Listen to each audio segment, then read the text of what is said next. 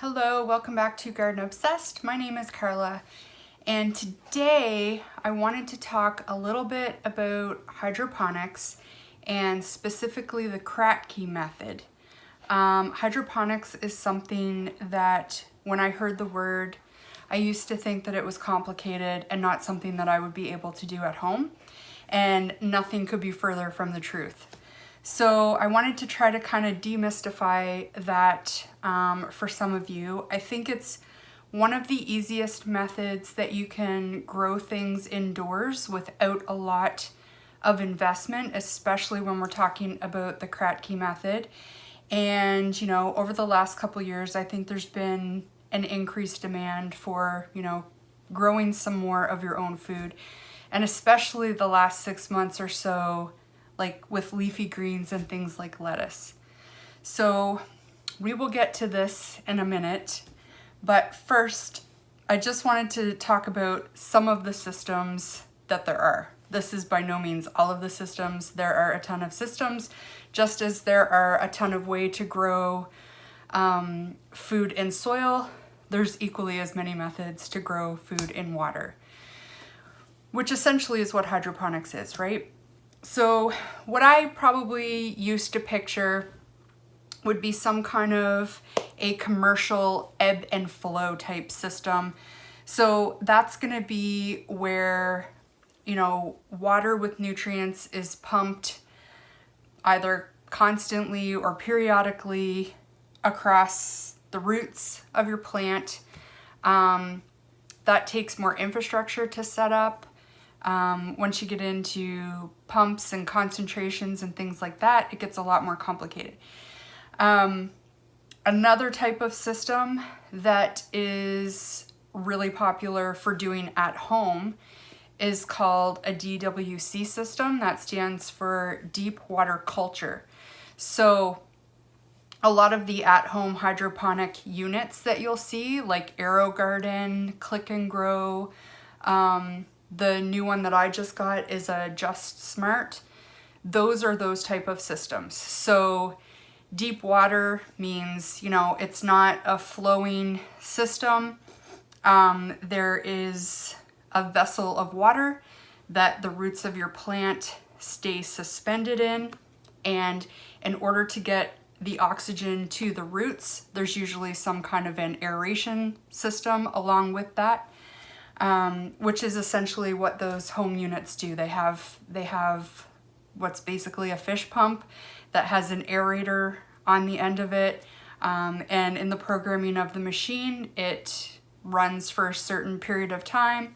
Some of them run constantly. Some of them run like 5 minutes every 60 minutes. Whatever it is, there's some kind of aeration. And they're sitting in a nutrient water. You do have to add nutrients. And the light is usually built into those systems, or a lot of people are building their own systems. These are like the systems where you'll see a lot of times Rubbermaid totes with holes cut in the top, some kind of a net pot that's holding your plant into the lid, and you're adding your own aeration stones, and you're adding your own light source. Kratky is similar, and you see a lot of systems set up the same. So Kratky is kind of similar to DWC systems, except they are not aerated.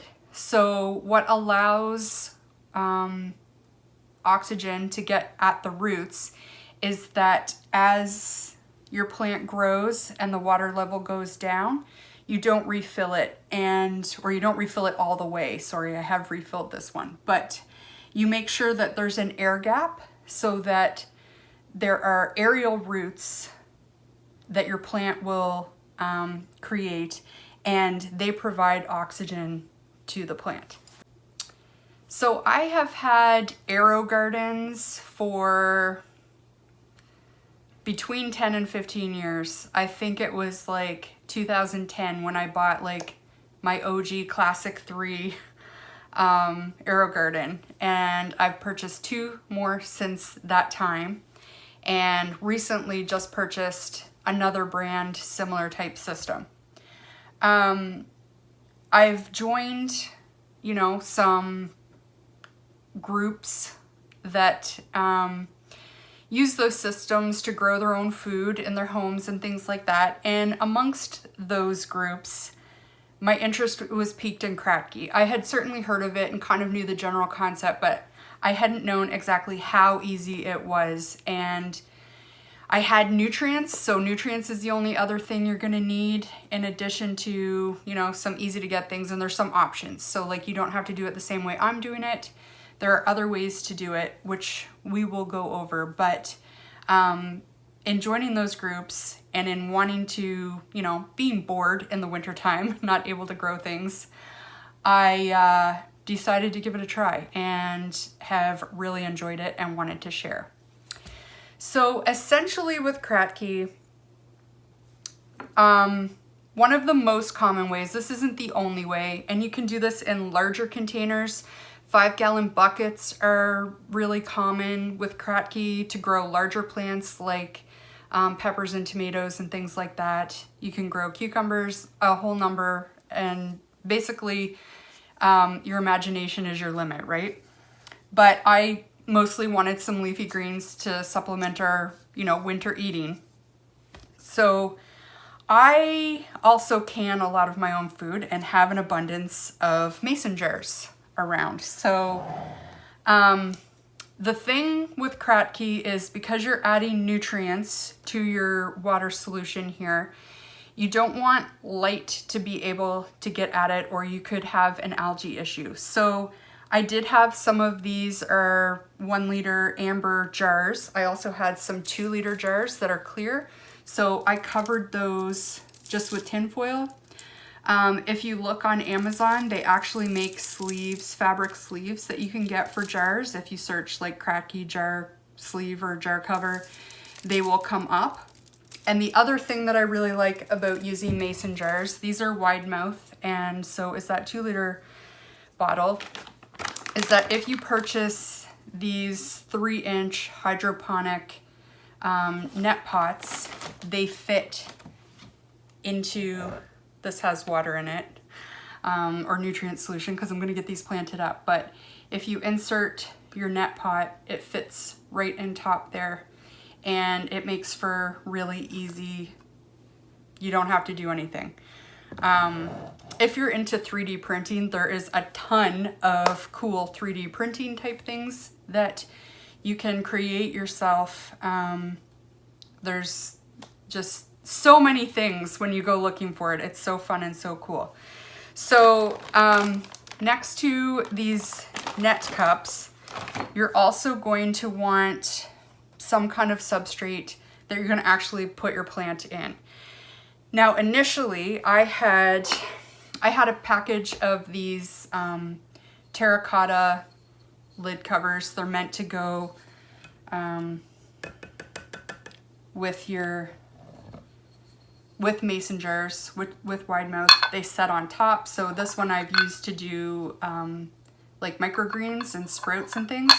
So they just set on top. And one of the ones that came with this set was one that has a hole just big enough in the center that I was able to put one of the sponges that goes in my Aerogarden fit perfectly right in the middle. So I started this lettuce seed in the sponge, it was suspended into the water, and the water wicked up the sponge. There was enough moisture to sprout the seed, and by the time the water level started to drop, the roots of the lettuce plant had descended down into the water. I think you can probably see against the sun maybe. I don't know if you can tell. You can see there, like the roots are all the way to the bottom now. And I should have filmed this before I refilled it because the aerial roots kind of get fuzzy. I don't know if you can see, they're kind of fuzzy at the top, whereas at the bottom, they look more like what you'd expect to see. But they almost look fuzzy, or I hope you can see that, fuzzy or moldy, but they're not. That's the aerial roots. So, the other way I did it, when I started this jar, I also started this one, but I didn't have any more of those clay lids.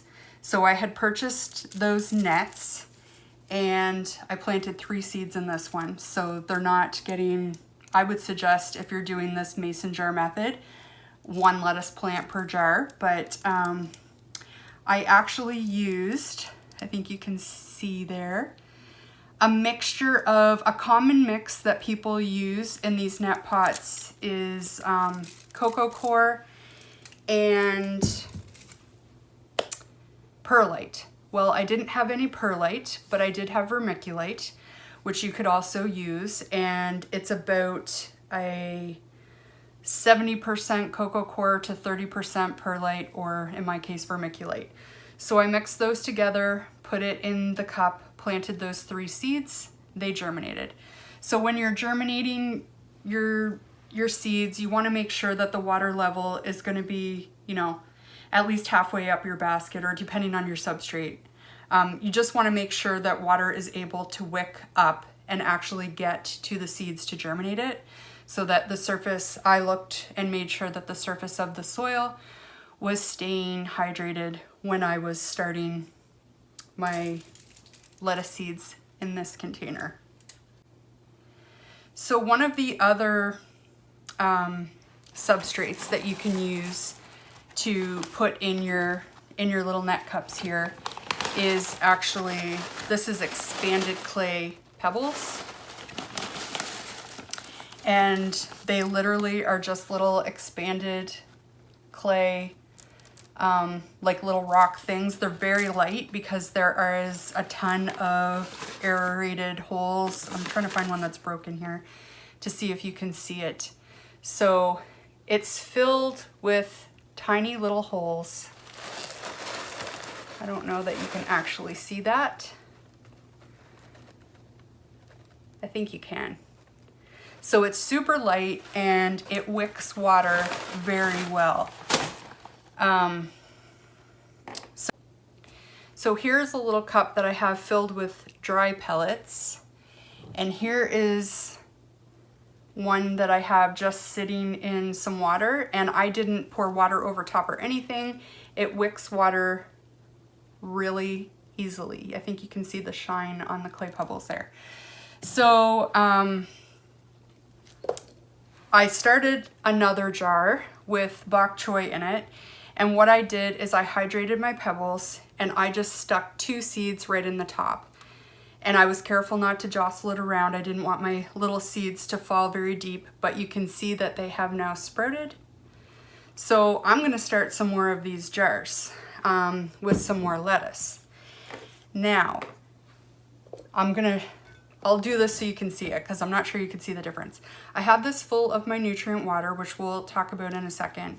And I'm just going to, the water levels to right here. So when I put this cup in, it's gonna be about halfway. And I'm just gonna hold this here while we have another little chat, and you'll be able to see, I think, the pellets start to hydrate. Or maybe I'll set it down here and make sure that you can see. As for the water, there are all kinds of hydroponic solutions that you can get and that you can use these days. What I'm using currently is the Aerogarden nutrient, which is a Miracle-Gro product, but I have quite a few of these bottles. They come with the units, they come with all of the pod kits that you get to start things in your units. This is another kind of all-in-one that came with the Just Smart. A lot of those systems come with 2-part systems. So part A is more for like vegetative growth and things, and then part B is more for flowering and fruiting. But there are lots of nutrients available on the market. One of the ones that's really popular is, I think it's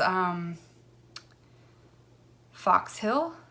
They make a hydroponic solution. You have to be careful to get the hydroponic one, not one of their regular nutrient concentrates. Another thing that's popular that people get that you won't need probably for things like lettuce, but if you're getting into tomatoes and peppers, it's something that I have found helpful, especially with my current Aerogarden grow, which if you haven't seen those videos, go check those out. We're on, I don't know, day 110 or something like that now. But that's CalMag. There's different companies that make this as well. So it has calcium and magnesium in it, which is often deficient in these types of things. So let's check in on our pellets here. I don't know if you can see the color difference, but some of these deeper pellets are starting to darken and change color as they hydrate. We'll set it aside there for now and I'll show you again. So I hope that doesn't seem too complicated. I can't believe how easy this actually is and wish I had started growing this way years earlier. I will tell you, I've never had a lettuce look this good out of any of my hydroponic units. I think a huge part of that is a lot of times in those units, you know, your light is a good 8 or 9 inches away from your little teeny tiny plant. And with this, I was able to put it under my grow lights along with all of my seedlings, and the light is like right here. And I think that has made a more compact plant. I think this is the way we will grow lettuce indoors from now on. And these were kind of a limited edition thing, and if I could get more, I will. They're sold out. They used to have them at Canadian Tire. They're sold out everywhere. I think there's like 3 available in Quebec or something, and it was like astronomical to ship them. So I might be SOL for the amber jars. They were, you know, a special run that Ball put on. So Ball, please, please, please, for the Kratky people, make some more amber jars. An amber 2-liter jar would be like fantastic. So Ball, if you're listening, here are hydroponic wishes. So I think that's everything I had to say. I hope that kind of simplifies hydroponics a little bit. I'm still learning. I'm by no means an expert. But as for anything, I think a lot of times you can get tangled in the weeds of details, and we're overcomplicating things, right? Like, you know, people have been growing their own food and their own plants for centuries, and we didn't have things like CalMag and pH meters, and, you know, a lot of people like to test, you know, the electroconductivity and the pH of their solutions. I think a lot of times we're overcomplicating things. And if you like, you know, the science behind it, and you like those details, and you have the funds to be able to purchase all of those meters and things, then have at it. Because I think more knowledge is always better, right? But I don't think it should be a barrier to entry into hydroponics. And certainly I have not pH tested or tested the electroconductivity of this jar and those nutrients, and it's growing just fine. So don't overcomplicate it. Give it a try. If you have a spare jar kicking around, get yourself a net cup. These are super cheap on Amazon. You don't even need to bother with the clay pebbles if you don't want to. Just use some coco coir and some vermiculite if you have that around for seed starting time. It's something that I have in the house. So I literally just had to buy some of these and I was on my way. So I hope you enjoyed that video. I hope you come back. I think we have a lot of fun things coming up. Dahlias, I think, will be next, which is always one of my favorite things. And I hope you're having a good week, and we will see you next time. I forgot to come back and show you these hydrating. I think you can see really well here. These larger ones on top are not hydrating yet. They are on the bottom there. You can see the color change. And these are all hydrated and I didn't have to do anything. So I'm going to try planting basil in one of these and probably some more lettuce in the other one. And I'm just gonna drop a couple seeds. Okay, this one's still hydrating, but this one is nice and hydrated. So I've got 2 seeds in my fingers here and I'm just gonna give those a little drop right in the center. I don't know if you saw those or not. They were teeny tiny black basil seeds. And this will take a couple days. I'll put it under lights and in a couple days we'll have little baby basil sprouts.